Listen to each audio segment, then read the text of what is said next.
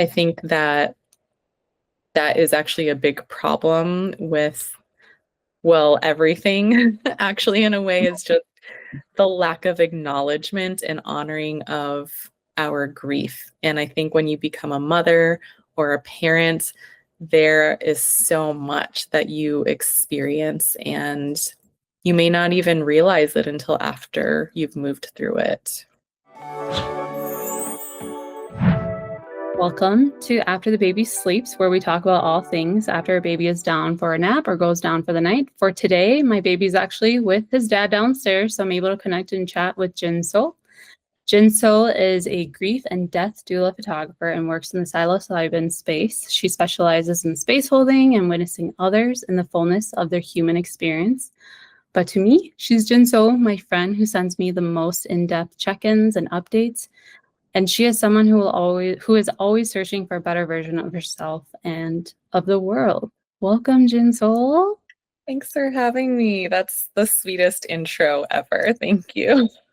Yay. Yeah, when I was writing about it, I was just like, who is she to me? You know, like I was like, because that's who you are. It's like somebody that you check in, but it's always very like intentional. And I love it. I also wanted to share how we met to kind of like who we are today, which I jotted down that we met through my partner. You guys were best friends for a long time. I think we met like 4-ish years ago. What's your memory? That sounds about right. I don't know. Time has been really hard to keep track of these days. So I think 4 years sounds about right. And I met your partner, I think we were both 15. We were freshmen in high school, and now we are 38 years old. So a lot of life has happened since then. That's so crazy. I also remember you were staying at our place and we were kind of just chit-chatting on the couch. And I just remember, I don't even remember the conversation. I remember we started a conversation and you went in like deep right away. And I remember feeling like a slight pause because a lot of people are scared to have very honest and like deep conversations, and like that was just kind of your thing. Like you didn't have any like judgment. You were just sort of like, you gave me like an honest and raw answer, and I remember just thinking to myself like, whoa, like I love that stuff, but I'm not used to people having those types of conversations, you know, like that easily after only meeting like a handful of times. And I remember it kind of just like sat with me. I also consider you like not just a friend, but like a mentor. Like I would say, like I was telling Freddie that I lean on you a lot for like guidance and like reassurance, and I definitely like see you as like a sounding board, and I really like love watching you live your life. And you were somebody who really helped encourage me to kind of like live the life that was like meant for me by like leaving my corporate job. So yeah, that's kind of like how I want to share you with the world. It's so sweet to hear that reflection, and it's really cool to know you through someone that has been a big part of my life for so long, and then to get to witness the version of him with you, and then get to know you, and then watch you on your journey of becoming a mother and leaving the corporate world and going on this new adventure. And yeah, I think we're really profound reflections of each other, because we're all mirroring each other. And so I'm really grateful to have you as my mirror too.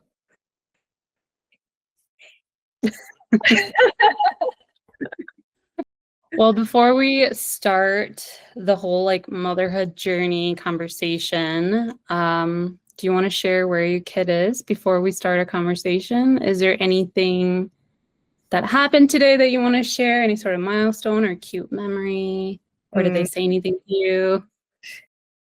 Yeah, so my son, his name is Kel. He's with his dad. He goes with his dad on Sundays. We co-parent, and actually today was his last flag football game of the season, and yesterday was the last soccer game of the season. So it is a little milestone this year as he's closing out those chapters, and we're going into a little break for the holidays and just this season of deeper rest. Oh, I didn't know he was doing so many sports. Yeah, he is a little athlete. Sundays are my self-care days because once Kel goes with his dad, then it's like, okay, I can kind of exhale and focus on myself and take a moment for me. So it's a transition day for all of us. Is there anything you like to do on Sundays for yourself in particular? Mm, I just like to get in my PJs, which I live in my PJs, and put on music, journal. Sometimes I'll dance, take a hot shower, just really simple. Just being in my own energy is what I love to do the most. So those are the things I like to do when I'm by myself. Do you want to talk us through your experience with motherhood from when you became pregnant Mm. to however you want to share, right? Like to current day. What was motherhood like for you? Mm. Well, first of all, it was a big surprise because I never saw myself getting married or having kids. It wasn't something that I ever planned for myself. And when those things happened, I just went with the flow, and I figured, this is what life wants to bring me, and the this is the wave that I'm going to ride right now. And I was terrified when I found out I was going to have a baby, and I just I was devastated in a way because it felt like, well, I was young. I think I was 25, 26 when I got pregnant. I felt like, oh my gosh, there's still so much life to live and so many things I want to do. I want to travel the world, and there's so much to explore. And now I'm being taken down this other path that I hadn't anticipated.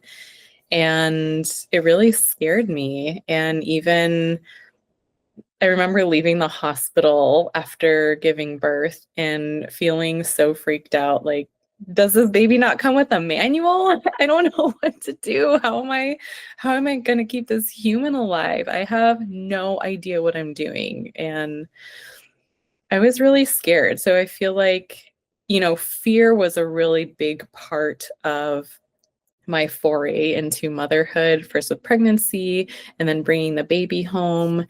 And then it really turned into an exercise in intuition because I quickly learned that there's just so much that people have opinions about. If you have a baby, people think it's okay to just share their opinions, tell you how to parent, tell you to do this, do that, don't do that. And almost immediately it was like, wow, okay, I'm going to have to really get strong in where I stand and what feels right for me and my child. And that was I think, a really big learning curve for me in a lot of ways. And yeah, it's really helped me kind of get clear on who I am and really be able to listen to that inner voice through that experience. Do you feel like that voice has guided you till today, or has it sort of shifted? Has it grown and changed with you? Absolutely. And that's a process that I continue to refine, and I think I will for the rest of my life. I think that becoming a mother just helped me tap into this part of myself that hadn't been awakened up until that point. And it was like, even though I felt really scared, I didn't know what I was doing. There was a lot of things going on externally that I was trying to navigate they were also really scary. Things like selling my house and moving us to a different state. We moved from Denver to Oregon. My son was 6 months old at the time. I was married. And in the midst of that, one of our mutual friends lost her son, who was the same age as my son. And that was just like a deep dive into grief. And that was the first year of my child's life, navigating all those things, moving to a different state. It just felt like a total tornado had ripped through my life, and I had no idea what to do with it. Yeah, that's a lot. That's so much. I mean, this question kind of is what you're already touching on, but like, how would you describe your transition from being a woman slash partner and having like a significant other to mother? Like, what was that like for you? Oof, it was really hard. My marriage was really fun and easygoing and just very light. I would say there was a lot of levity and joy. And once we became parents, it shifted everything. It was like everything got turned on its head. And, inevitably, when you become parents, all of that energy that you're used to directing onto each other shifts to the baby because it takes everything within you to keep this little baby alive. And even things like taking showers or feeding yourself, doing laundry, these really simple tasks that we take for granted, once you become a parent, especially a mother, they all fall to the wayside. So it's like, that's exactly what happened with my relationship, my marriage. I thought that I thought that it would just kind of always be there, and I had no idea how much it would change. And I actually think that that is something, at least when I was having a baby. I mean, this was 11 years ago now. I had no awareness of this. I never heard anyone talking about this. I felt like people just made it seem like, oh, it's so easy. You get married, you have a baby, everything is great. And then, you know, everyone is happy, and it wasn't the case. There was so much fear, and I also felt really isolated just in the experience of being a mother. Also at that time, I only had one other friend who had a baby, and so I didn't have any other parent friends besides my one friend that I could look to for advice. And social media wasn't what it is today, and I just felt like I really had to embark on that journey on my own in a lot of ways. And it felt like it was a journey that I wasn't taking with my partner, but separately from him. And I actually don't even know what his experience was like, because there really wasn't time or energy to have conversation about that. Do you mind sharing, like, how long do you feel like that lasted? Like that, just being in that kind of mindset? Mm, I would say up until I left my marriage. And I think that this period of time is an inevitable experience that all couples go through if they are together and they're raising their baby. But we moved when our son was 6 months old. We moved to another state. And I'd say after a year, I think we were actually in Oregon a year and a half before we separated, but that whole time I was just coming to terms with the fact that maybe my marriage actually didn't have the foundation that I thought it did. And when I say foundation, I mean the ability to communicate with each other, to see and hear each other, to problem solve together, and the emotional capacity, intelligence for us to be able to work together and to get each other. And so a lot of times for me, it felt like I was on a team by myself. It wasn't me and my partner taking care of this child. It was me by myself. I was an island.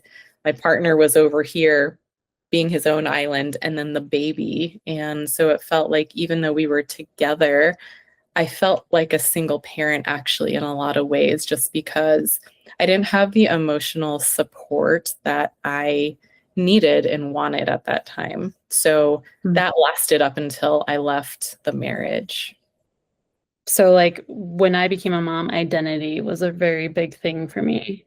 Like I know moms talk about it, parents talk about it, but like that was something that really made me feel lost. Like what were some main events in your life that really shifted your identity?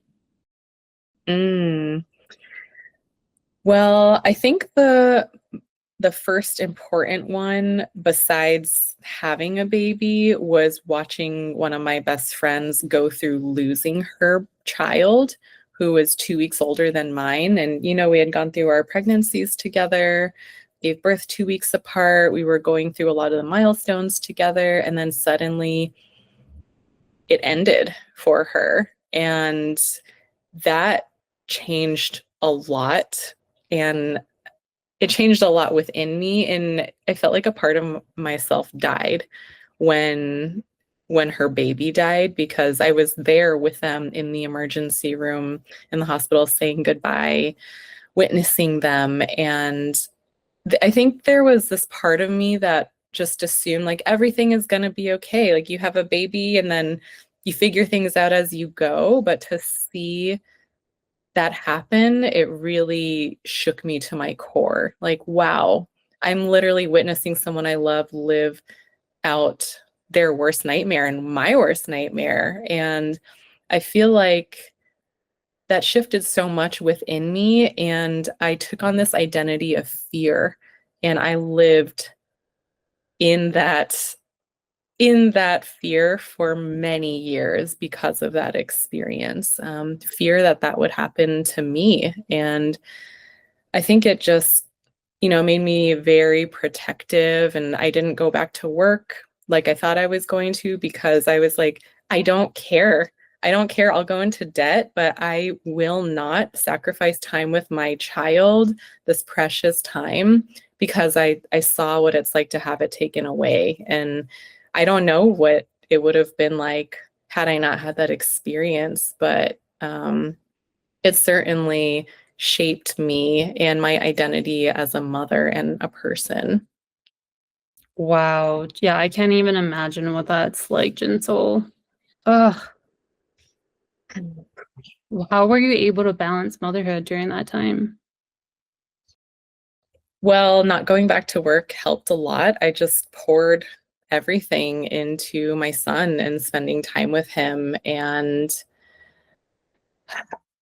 I was never diagnosed with postpartum depression, but I do feel like I had it. I mean, I was severely depressed. And I didn't feel like I was handling it well. I just felt so alone. And there were so many nights where I would go to bed with my son at 8 o'clock because I just didn't want to be awake anymore.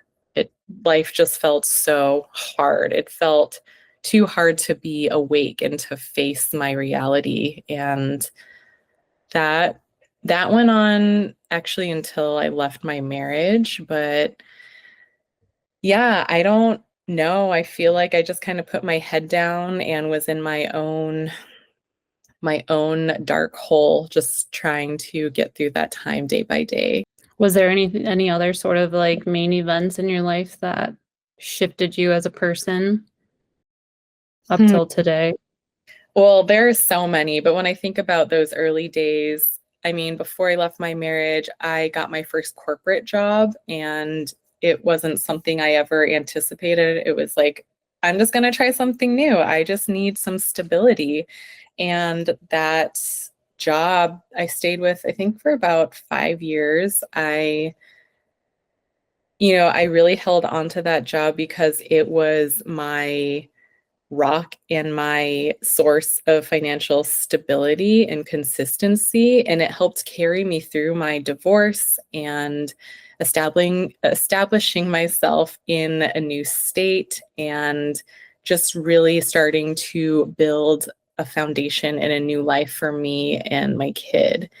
And it's just kind of funny to look back now because that job that helped me get through that hard time eventually became the source of another hard time because I stayed at the job so long out of fear, even though I knew I didn't want to stay in that industry, in that role, but I just couldn't figure out what I wanted to do. I couldn't find another job that matched, what I was doing, what I was making at that time.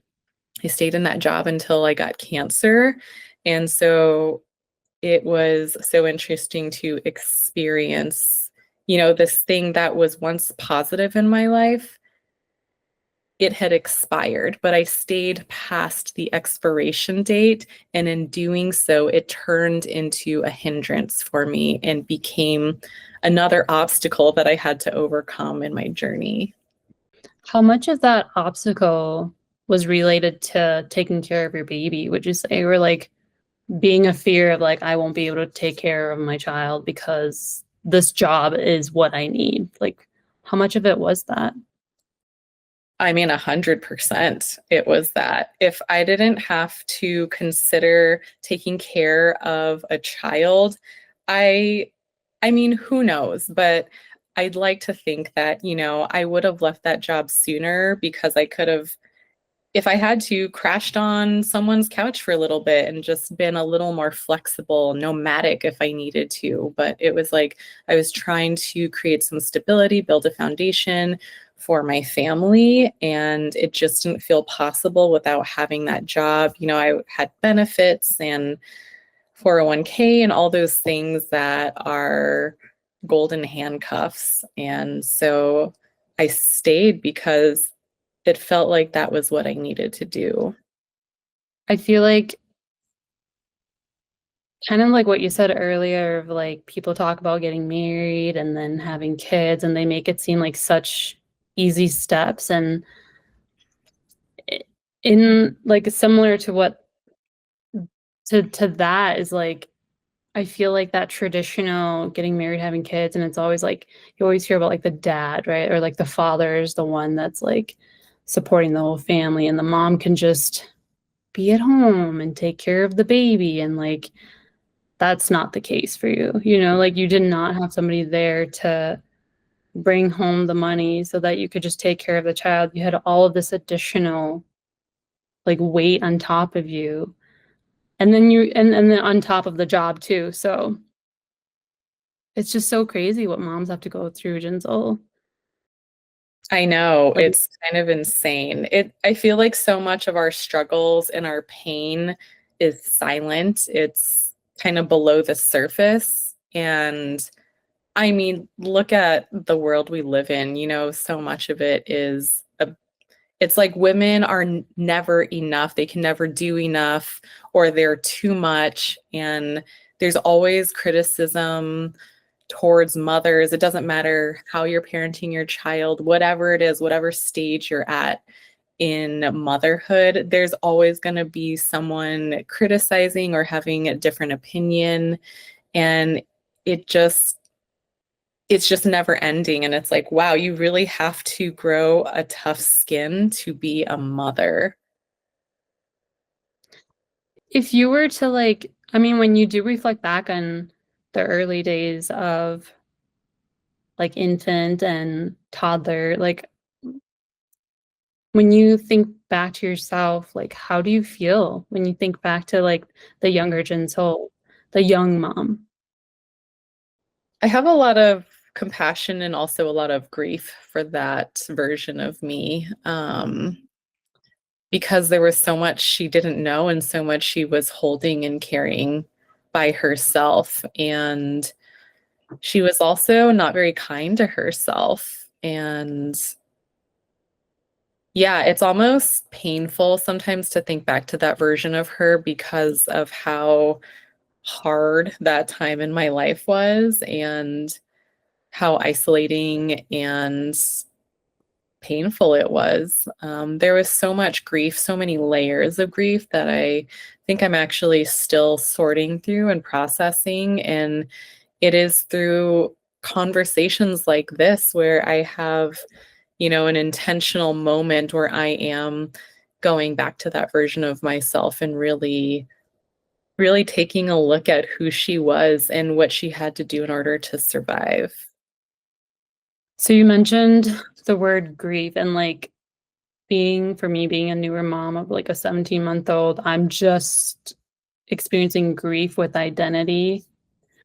When did you start noticing grief appearing as a mom, and how were you able to identify that? Mm. Well, going back to when our friend lost her child, our sons were about 6 months old around that age. And that is really what kind of like dropped me very deep into the world of grief. And I feel like I've been there since then. And that was now 11 years ago. And, or sorry, it's 10 years ago this year. But I I think that for years I was swimming in that place of grief, but I just didn't have the awareness. I didn't have the tools. I didn't have the language to know that that's what it was. It actually wasn't until 2023, so not that long ago, that I really came to understand my grief and see that I have been living with it and carrying it. But then when I had that lens to see my grief, I realized it wasn't just from that moment in time 10 years ago up until now. It's actually also lifetimes worth of grief that I'm carrying in my body from my bloodlines from both my mom and my dad's side. My mom is Korean and grew up in Korea. I was born in Korea, so there's so much trauma from war, from poverty, from abuse, so many things. And then my dad is Jewish, and we had family in concentration camps. And so, there's so much trauma that I'm carrying literally in my DNA. And it's kind of funny to me because the thing that actually broke me open to see all of this grief was a breakup. And it was like the thing that just kind of pushed me over the edge and made me see with new eyes all of this grief that I had been carrying. For somebody that's like they about to have a baby and they have no idea what could appear in front of them, right? Like how would you be able to tell that grief is like in your life? Mm, If it's not literally losing somebody, but more of like losing an old version of you, what does that look like and feel like? mm. I don't know that it's something I can articulate, but I think that it is a universal feeling. But I think I would just try to make them aware that, life is going to be very different and you need to expect the unexpected. There's no way to know what it's going to be like, what it's going to feel like. And there are going to be lots of layers of grief, actually, because it's going to feel like a loss of yourself and your life, your relationship, at least that version of it. It is kind of like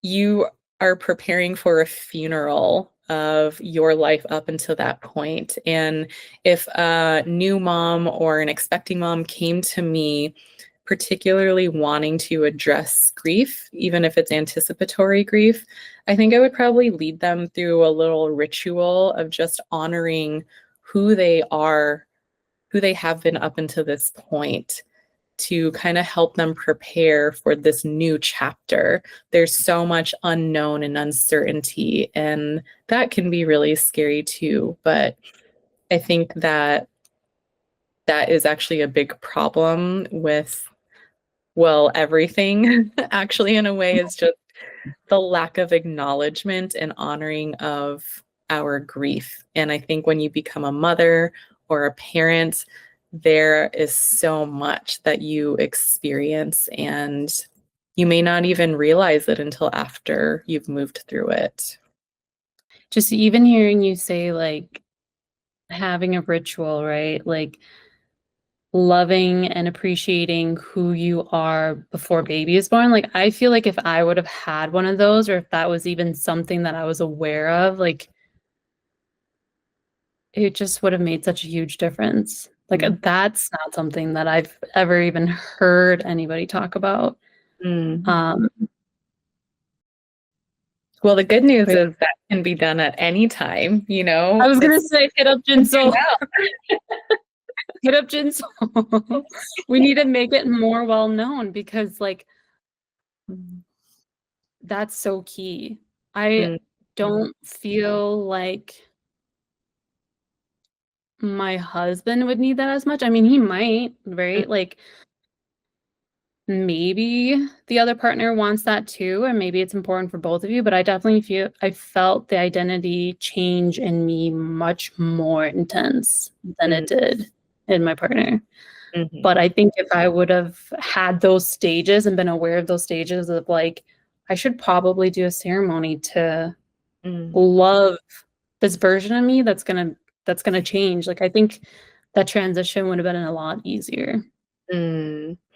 Yeah, actually, that reminds me too. I think as women, we do maybe experience more grief. Of course, it's circumstantial, but there's the physical component. Our body is growing a human. And I think, for some people, there may be grief in that separation of baby in the womb. Like the baby is now outside of you. And I think for some women, maybe they experience grief in that and also grief around how your body has changed. I definitely felt that. I mean, I already had a hard time loving my body before I became pregnant. And after I gave birth, I was like, oh my God, I feel like a disgusting monster. And I don't want anybody to see me. I hate my body. I feel so ashamed. And of course, we live in this society where we are taught that we should be ashamed. We shouldn't gain any weight. Our bodies aren't supposed to change. We're supposed to always look good, be presentable. And I had a lot of grief around that too. Just like my body has changed, my life, my relationship, not just my romantic relationship, but also my relationship to my friends. I mean, once you become a parent and you have friends that aren't parents, it inevitably changes the dynamics of those relationships too, because your priorities change. They have to.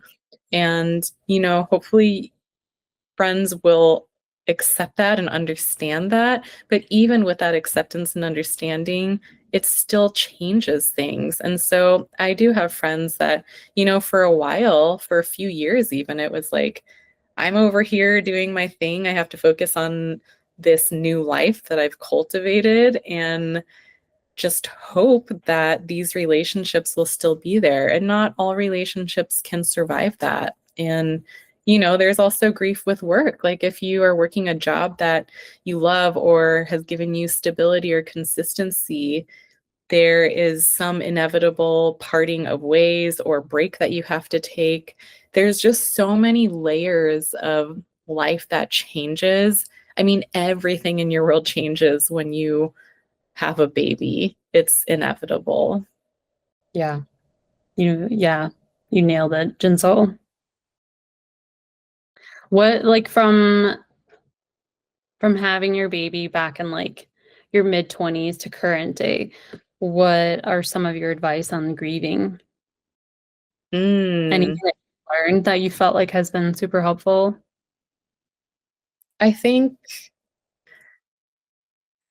I think all of it really comes back to self-love. And I know that's a term that gets thrown around a lot. And when we hear that, I mean, I tend to think of like bubble baths and fuzzy slippers and a massage. Mhm. I love all those things and they are part of my self-care routine. But I've spent a lot of time in the last decade really drilling down into the meaning of self-love. What does that actually mean for me? How does that feel in my body? And I think that, actually a lot of that comes down to boundaries and trusting yourself and just allowing yourself to be led by your intuition and your heart and allowing yourself to walk a path that may look very different from everybody else around you, and that's okay.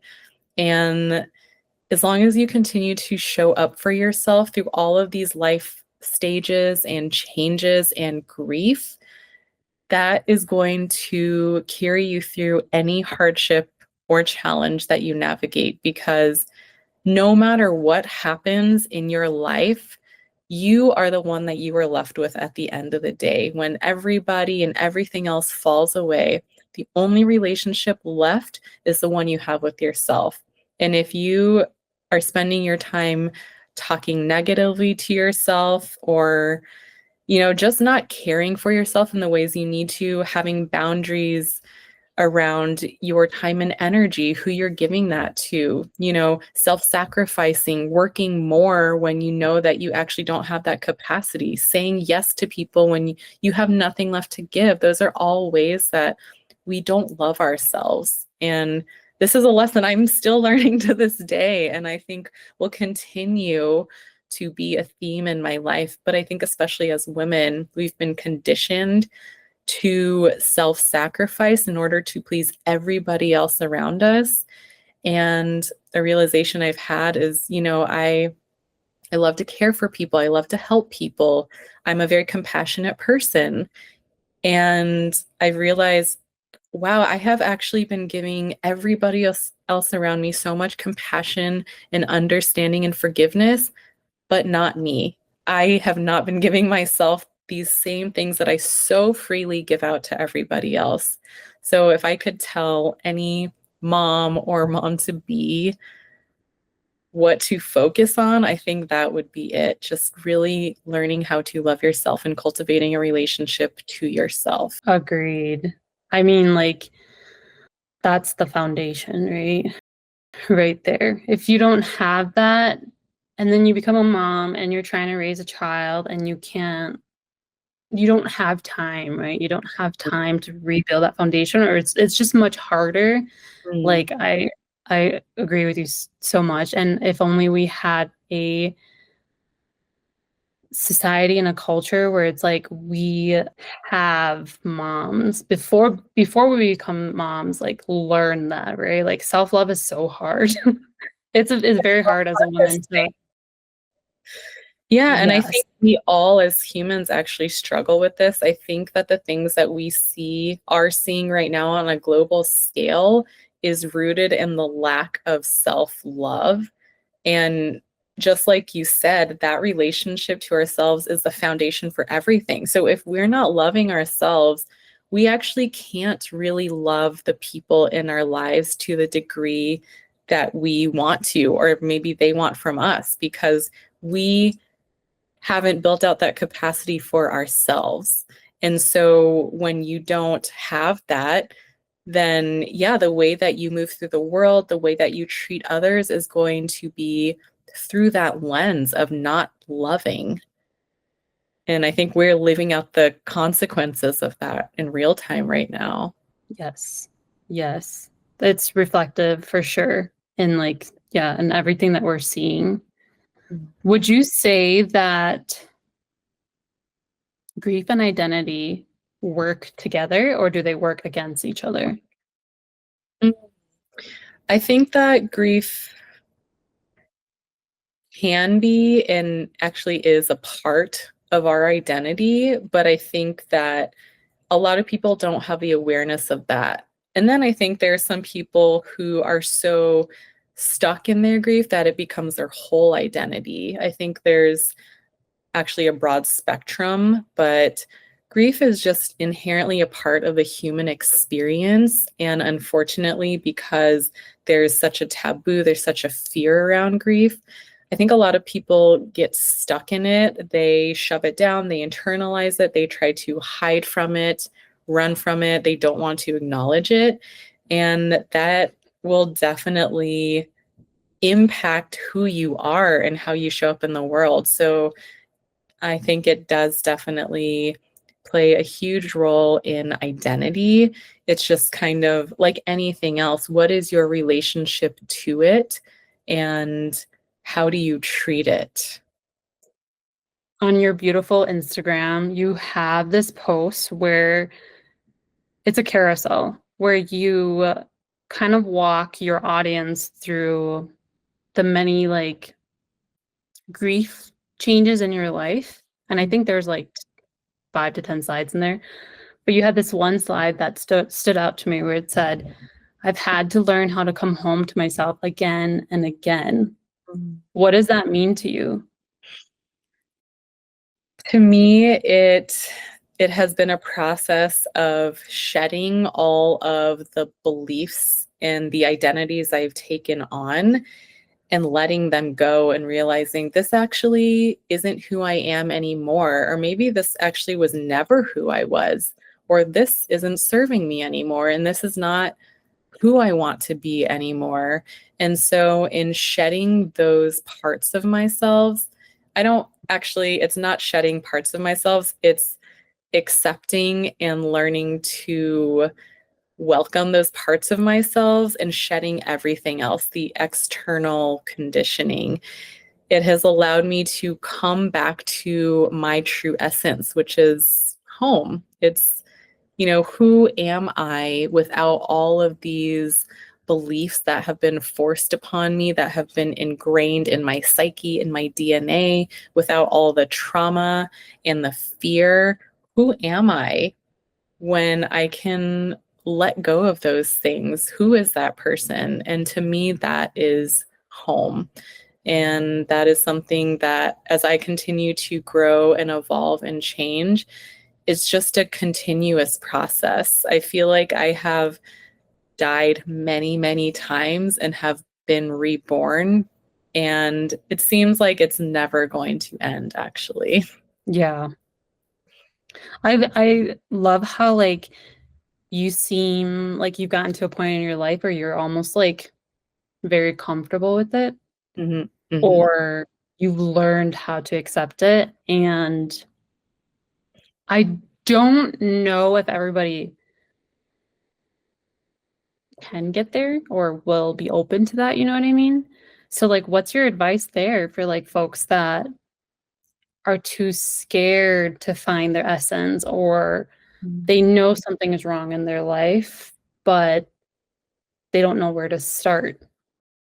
Mm. Well, there's a lot I could say, but I think one of the things is that your intuition is always there waiting to be acknowledged. But, if you choose not to listen and you go down some other path, you can't escape yourself. So at some point, it will manifest in some external circumstance. For me, it was getting cancer because I heard the voice in my head. I knew that I should leave that job, but I had so much fear that I didn't. I couldn't.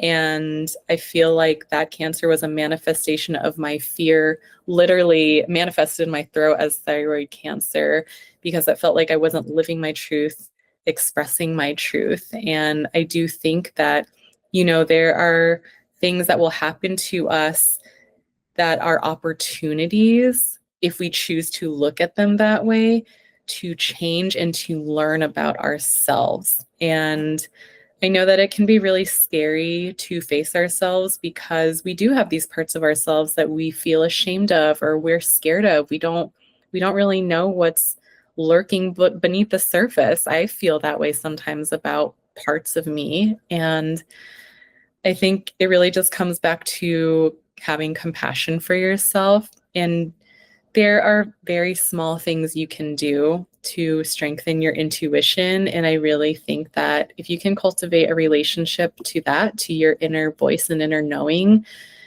it will serve you so well and it will guide you for the rest of your life. And so you can do that in small ways, like go for a walk.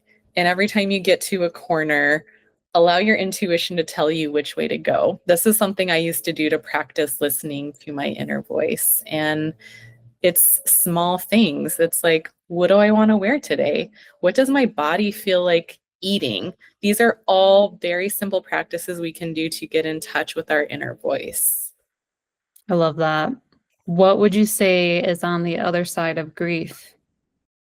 So much joy, so much pleasure, so much life. I think that there's this misconception that grief is the opposite of love, but there's this quote that says, grief is love with nowhere to go. And I really believe that. And I have learned from my own experiences that if you don't process your grief, if you don't acknowledge it, if you don't give it the space that it deserves to be seen and to be felt, it's like you are blocking yourself from experiencing everything else that comes after that. Because once you allow yourself to really go deep into yourself, into your grief, and feel all the things that you need to feel, you come out the other side and it creates space for you to feel something else. But imagine, this cup and this water is grief. If you never do anything with it, it's just going to sit here taking up space. But when you acknowledge it and work with it, you alchemize it into something else. You clear your vessel so that you become a container that can hold more. And I have moved through this process multiple times now, moving through deep grief, deep sorrow. And every time I allow myself to go there, I always come out the other side a more evolved, more sensitive, deeper feeling, more attuned version of myself. That's beautiful, Jin Sol. That's amazing. How would you say motherhood has shaped you? Mm, I think it's still to be determined, but I think that it really has made me a more compassionate and empathetic person because to me, having a child feels like having my heart walking around outside in a separate body. And it makes me realize how vulnerable and how fragile life can be. And it also has allowed me to tap into my inner child because when I'm spending time with my kid, he reminds me of the innocence, the purity, the playfulness, the curiosity that we were all born with and kind of gets like beaten out of us as we become adults and learn to conform to this society. And he's just been such a beautiful reminder to me of all of the things that we are inherently born with and that we carry. And he has helped me remember the core essence of who I am. And yeah, I don't know that I can really articulate beyond that how motherhood has shaped me, but it has been the biggest blessing of my life, the steepest learning curve, the biggest challenge. But ultimately, such a gift. He is the biggest gift of my life. So cute. Oh, because he's like the cutest. He's my any angel. yeah, like when you were talking about that, I had flashbacks to when he would go on and leave reviews for your photography website. Yeah, My and it biggest just hype like man. yeah, he really is. And it's almost like I wonder where he picked that up, Like I'm sure it's just you and his dad are just kind of like that type of person naturally, and that's why he is that way as well. Mm. Yeah. He Someone really is the He is the best. I'm biased, obviously, but someone told me a few years ago that children are like water, they reflect everything around them. And that has really stayed with me because they are so pure and innocent that they're just showing us what their environment is. They are the physical manifestation of that. And so it brings me so much joy to see my son and witness him as he is, because to me, it shows me that he has been loved and that he feels that love because he so freely pours it out to everybody in his life. That's going to make me think about my child and as he gets older, right? Any advice on parenthood that you found helpful? Any advice on parenthood? I think I would just say be true to yourself, because a lot is going to be revealed to you. A lot is going to fall away on this journey. And if you can practice detachment and remember that all of it is an experience to learn about yourself, then, you know, you can see parenthood or any other experience as a vehicle for transformation and growth. While you were saying that, it made me, because my baby is still so young, it just made me think, like, we think we're just raising kids, right? But we're also, in a sense, raising ourselves, like relearning who we are and changing who we are so that we can raise our child in a way that is somehow helping them be successful. Right? Exactly.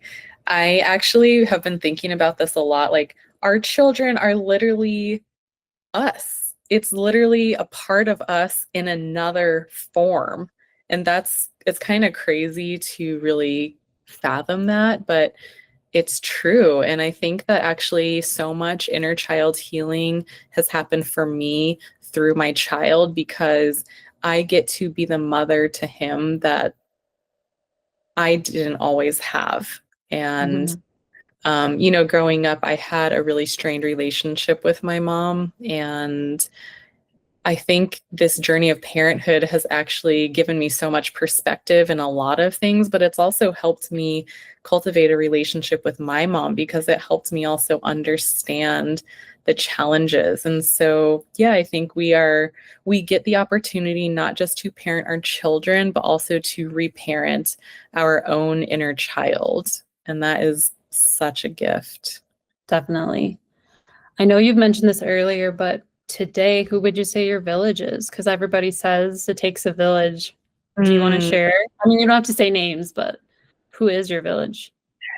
I mean, I have friends that are chosen family. I also have my parents out here, and they have been such a huge blessing. And I think my friends are so special to me because there have been moments where I don't feel connected with my family, but having my friends are the people that I choose to have in my life. And for us to be able to show up for each other with that agreement, like, we don't have any blood connection, we don't have any obligation to each other, but we are choosing to be here, is really powerful. That was the last of my interview questions. Jin Sol, do you want to share your socials? And I'll make sure to include them in the comments, or in the comment section, and then also have them pop up on the screen. Yeah, so you can find me on Instagram at Studionunchi PDX.